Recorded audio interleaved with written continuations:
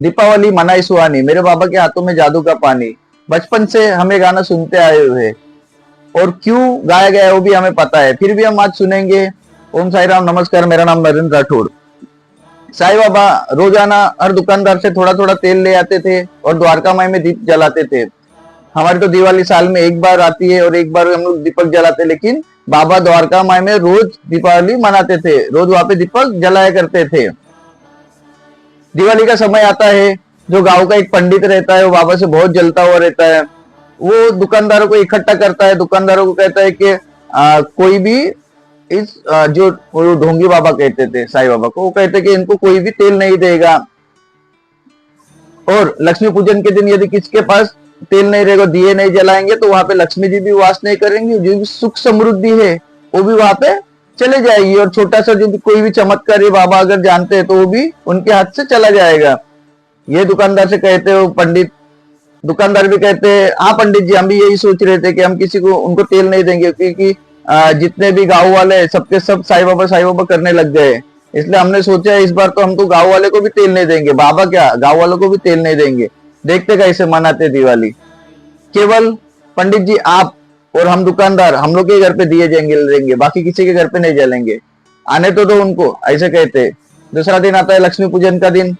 शाम के समय रोजाना जैसे बाबा जाते हैं वैसे दुकानदार के पास बाबा जाते हैं। बाबा कहते हैं लाला आज थोड़ा तेल ज्यादा देना, लेकिन दुकानदार कहता है कि माफ कीजिएगा बाबा, आज मेरे नहीं दुकान पे एक बूंद तेल है, नहीं घर पे एक बूंद तेल है, मैंने ऑर्डर दिया था लेकिन ऑर्डर आया ही नहीं है।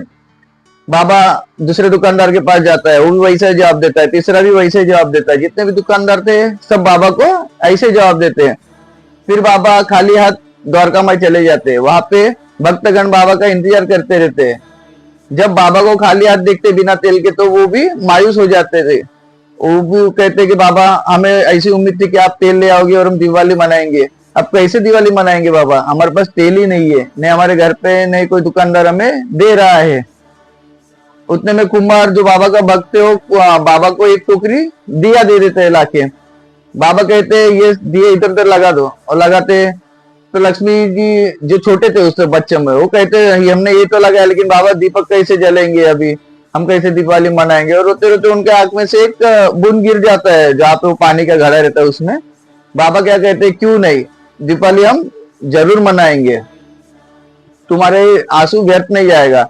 बाबा क्या करते हैं वो घड़ा लोगों को देते, कहते ये सब दीपक में डाल दो, ये पानी जितने भी दिए हमने रखे वो दिए में पानी डालते हैं और दीपक जलने लगते हैं, दीपक जलाते हैं। तब बाबा कहते हैं इसमें जितना भी पानी बचे इस घड़े में गांव में सब लोगों के घर पे दे दो, और उनको कहा कि दीपावली के दीप जलाए, और इस प्रकार पूरे गांव में रोशनी आ जाती है।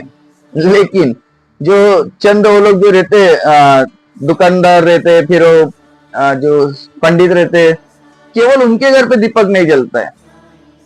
जब दुकानदार की बीवी उनको कहती है कि क्या हुआ, तेल लाओ दीपक जलाने, वे कहते हैं कि मैंने तेल रखा था घर पे, तेल किधर है, उधर तो घर पे भी नहीं रहता है, वो दुकान पे जाते हो दुकानदार, दुकान में भी एक बूंद तेल नहीं रहता है।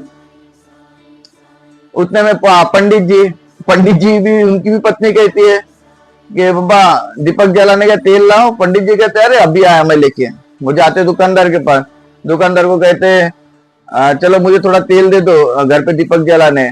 दुकानदार कहते हैं कि नहीं हमारे दुकान पे एक बूंद तेल है, नहीं घर पे एक बूंद तेल है, तुम्हारे बहकावे में आके हमने बाबा को कुछ भी कह दिया भला बुरा, और बाबा से झूठ कहा, बाबा को तेल नहीं दिया, हमें बहुत पछतावा हो रहा है। और वो दुकानदार क्या करते हैं, पंडित को छोड़ के सीधा बाबा के पास जाते हैं, बाबा से क्षमा याचना करते हैं। बाबा को कहते हैं बाबा हमें माफ कर दो, हम उसके बातों की बहकावे में आके आपसे झूठ बोल गए, न जाने क्या कर दिया हमने। बाबा कहते हैं गलती तो इंसान ही करता है ना, और तुमने गलती स्वीकार कर ली, मतलब तू आपने उसका प्रायश्चित कर लिया गलती का, तो अभी मैंने तो आपको माफ कर दिया, कभी का माफ कर दिया आपको। और उनको कहते आशीर्वाद देते। फिर जब वो दुकानदार जाते हैं तो दुकान पे भी उनके तेल होता है, घर पे भी तेल होता है। ये थी कहानी। आज तो बाबा को लोग करोड़ों लाखों रुपए कुछ देखते नहीं है, बड़ा बड़ा मुकुट देते, लेकिन उस समय बाबा के पास भी सब कुछ था। और एक बात आपसे कहना चाहूंगा, बाबा के पास सब कुछ था, घोड़ा था, फिर रथ दिया था, ट्रेन, कोई भी मोटर, कोई भी वाहन, ना ही कोई घोड़ा, किसी का भी पापा ने कभी उपयोग नहीं किया, जबकि उनके पास सब कुछ था। वो हमेशा सादगी में रहे और सबका ध्यान रखा। कभी भी आप ये मत, अपने आप पे गर्व मत कीजिए, किसी का बुरा मत चाहो, बस बाबा यही चाहते हैं आपसे।